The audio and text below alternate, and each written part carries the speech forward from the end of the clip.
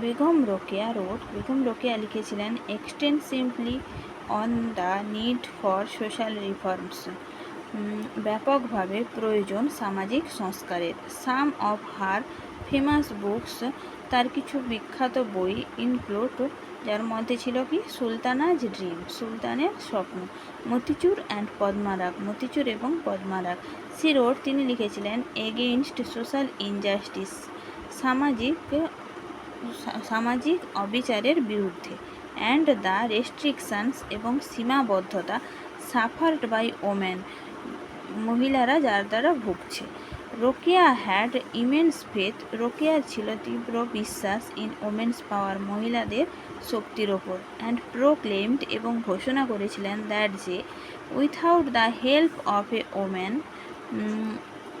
মহিলার সাহায্য ছাড়া এ ফ্যামিলি ক্যান নেভার স্ট্যান্ড, একটা ফ্যামিলি বা একটা পরিবার উঠে দাঁড়াতে পারে না।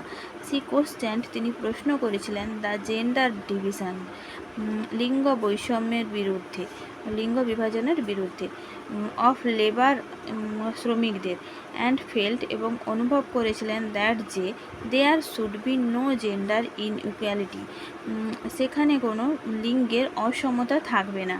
Begum Rokeya was a strong humanist, Begum Rokeya ছিলেন একজন শক্ত সমর্থ মানবতাবাদী।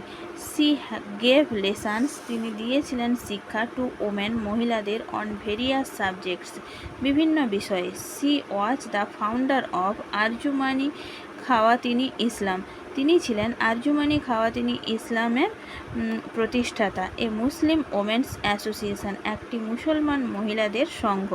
Rokeya had a deep belief, রোকেয়ার ছিল তীব্র বিশ্বাস বা গভীর বিশ্বাস ইন